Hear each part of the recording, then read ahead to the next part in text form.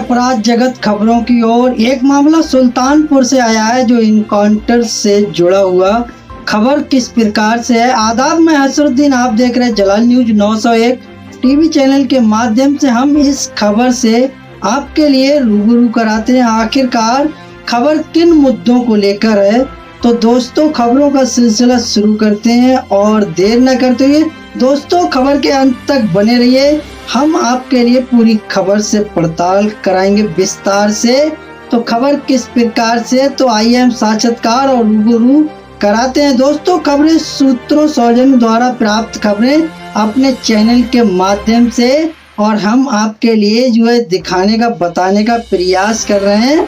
तो वो किस प्रकार है, तो आइए जानते हैं। मंगेश यादव का परिवार या फिर एसटीएफ, आखिर किसकी कहानी में है सच्चाई। सुल्तानपुर इनकाउंटर में अनसुलझे हैं ये सवाल। किस प्रकार के अनसुलझे सवाल हैं, तो आइए हम अवगत कराते हैं इन कड़ियों के माध्यम से। मंगेश यादव के इनकाउंटर पर सवाल उठ रहे हैं। परिवार इनकाउंटर को फर्जी बता रहा है, सीबीआई जांच की मांग कर रहा है। वहीं इनकाउंटर पर यूपी एसटीएफ की थ्योरी पर भी उंगली उठ रही है। लोग सवाल पूछ रहे हैं कि आखिर बिना बुलेट प्रूफ जैकेट और चप्पल में किन परिस्थितियों में मुठभेड़ हुई। तो आइए जान लेते हैं। सुल्तानपुर में 1 लाख के नामी मंगेश यादव के एनकाउंटर पर सवाल उठ रहे हैं। सवालों के घेरे में पुलिस और यूपी एसटीएफ की थ्योरी भी है। मंगेश यादव के परिवार और एसटीएफ की कहानी में काफी अंतर विरोध है। परिवार इनकाउंटर को फर्जी बता रहा है, वहीं इनकाउंटर के तरीके पर सवाल खड़े किए जा रहे हैं। अखिलेश यादव, राहुल गांधी सरीखे विपक्षी नेता भी मंगेश यादव इनकाउंटर का खुलकर विरोध कर रहे हैं। ऐसे में आइए कुछ तथ्यों से समझने का प्रयास करते हैं कि आखिर किसकी कहानी में सच्चाई है, मंगेश के परिवार की या फिर एसटीएफ की। किस प्रकार की साजिश या घटना क्या है। तो दोस्तों, हम इस खबर से आपके लिए अवगत करा रहे हैं। मंगेश लूट की घटना में शामिल था या नहीं। यूपी एसटीएफ के मुताबिक मंगेश यादव ने 28 अगस्त को 12:15 पर साथियों के साथ सुल्तानपुर के ज्वेलरी शोरूम में लूट की थी। तो लूट को अंजाम किस प्रकार से दिया था। तो वहीं मंगेश के परिजनों का दावा है कि 28 अगस्त को सुबह 10 बजे से लेकर दोपहर 2 बजे तक मंगेश अपनी बहन के साथ था, क्योंकि उस दिन उसे बहन के स्कूल में फीस जमा करनी थी। ऐसे में वो लूट की घटना में कैसे शामिल हो सकता है। गरीब घर से था मंगेश, तो उसके पास से ब्रांडेड कपड़े कहां से आए। एसटीएफ कहती है कि इनकाउंटर के वक्त मंगेश के पास से ब्रांडेड कपड़े और ट्रॉली बैग मिला। बाइक भी उसके पास थी, साथ ही उसके पास से महंगी पिस्टल बरामद हुई है। लेकिन मंगेश की बहन की माने तो जब परिवार इतनी गरीबी में जी रहा है तो ब्रांडेड कपड़े कहां से लाएंगे। घर में बाइक तो छोड़िए, साइकिल तक नहीं, घर भी टूटा फूटा है। चप्पल जींस पहन इनकाउंटर करने निकल पड़े। एसटीएफ के अनुसार उसने खतरनाक अपराधी मंगेश यादव के एनकाउंटर के वक्त सारे नियमों का पालन किया, जैसे बुलेट प्रूफ जैकेट हाथ पहन रखी थी। लेकिन एनकाउंटर साइट की जो फोटो आई है उनमें एसटीएफ अफसर डीके शाही और उनके कुछ साथी चप्पल पहने हुए नजर आ रहे हैं। बुलेट प्रूफ जैकेट भी नहीं दिख रही है। यूपी एसटीएफ का कहना है कि मंगेश के पास से 7 पाउंड 65 mm की पिस्टल और 315 बोर का एक देसी कट्टा मिला है। तो ऐसे में सवाल उठता है कि फिर भी पुलिस वालों ने बुलेट प्रूफ जैकेट क्यों नहीं पहनी। क्या उन्हें मंगेश पर भरोसा कि वो गोली नहीं चलाएगा, या फिर कुछ और ही वजह थी। मंगेश पर 8 केस दर्ज थे मगर कभी हथियार नहीं मिला। किस प्रकार से कहानी क्या है। मंगेश यादव पर सुल्तानपुर लूट कांड समेत 8 मुकदमे दर्ज थे। सभी मुकदमे वाहन चोरी और लूट के थे और इसमें एक मुकदमा गैंगस्टर एक्ट का था। मंगेश को पुलिस ने 2 बार गिरफ्तार किया, एक बार सुल्तानपुर से और एक बार जौनपुर। लेकिन मंगेश ने ना कभी गोली चलाई, ना किसी को चाकू मारा और ना ही पुलिस ने गिरफ्तारी के वक्त उसके पास कोई भी असला बरामद किया। लेकिन इनकाउंटर वाले दिन एकाएक उसके पास हथियार आ गए। मंगेश इतनी वारदात के बाद घर में क्या कर रहा था। मंगेश परिजनों के मुताबिक पुलिस मंगेश को घर से उठाकर ले गई, फिर 2 दिन बाद उसे फर्जी मुठभेड़ में ढेर कर दिया। मंगेश के पिता राकेश ने कहा कि अगर बेटे ने लूट की होती तो वो घर में क्या करता, कहीं बाहर भाग जाता। मंगेश यादव ने जब 28 अगस्त को दिन दहाड़े लूट जैसी वारदात को अंजाम दिया, उसके 3 साथी इनकाउंटर के बाद दबोचे जा चुके थे। गैंग के लीडर विपिन सिंह ने सरेंडर कर दिया था। इतना ही नहीं, उस पर 1 लाख का इनाम हो चुका।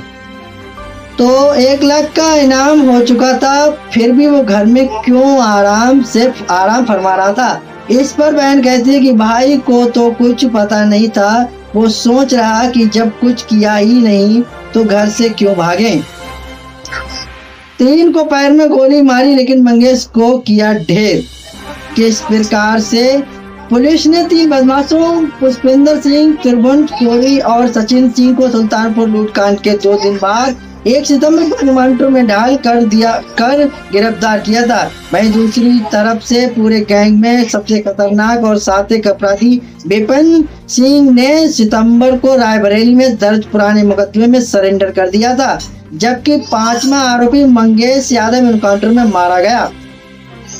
अब बाकी बचे 9 बदमाशों फुरकान, अनुज प्रताप सिंह, अरबाज, विनय शुक्ला, अंकित यादव, अजय यादव, अरविंद यादव, विवेक सिंह, दुर्वेश प्रताप सिंह समेत 9 लोगों पर 1-1 लाख का इनाम घोषित है।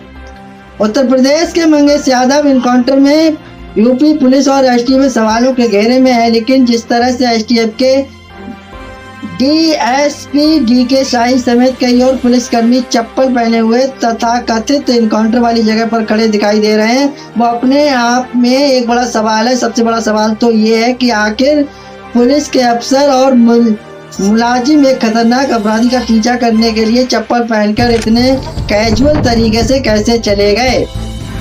सुल्तानपुर एनकाउंटर के बारे में एसटीएफ और मंगेश यादव के परिजनों की कहानी में बड़ा अंतर है। पुलिस का दावा है मंगेश ने 28 अगस्त को दिन में 12:15 बजे 12:15 पर सुल्तानपुर शहर कोतवाली में सर्राफा की दुकान से लूट की, जबकि मंगेश की बहन का कहना कि उस दिन वो उसके साथ स्कूल में गया था। यूपी के सुल्तानपुर जिले में हुए मंगेश यादव के एनकाउंटर के बाद से बीजेपी और सपा एक दूसरे पर कानून व्यवस्था को लेकर आरोप लगा रहे हैं। इस मामले में अब मायावती ने भी अपनी बात रखी है। उन्होंने कहा कि बीजेपी और सपा को चोर मौसेरे भाई हैं। उत्तर प्रदेश के मंगेश यादव एनकाउंटर में जहां सरकार और पुलिस कहती है कि अपराधी का अंत कानून के तरीकों से ही किया जा रहा है, वहां विपक्ष कहता है कि कौन जिएगा कौन मरेगा इसका फैसला अदालत किए बजाय यूपी पुलिस और एसटीएफ क्यों करने लगी है। लेकिन सुल्तानपुर मुठभेड़ का सच क्या है?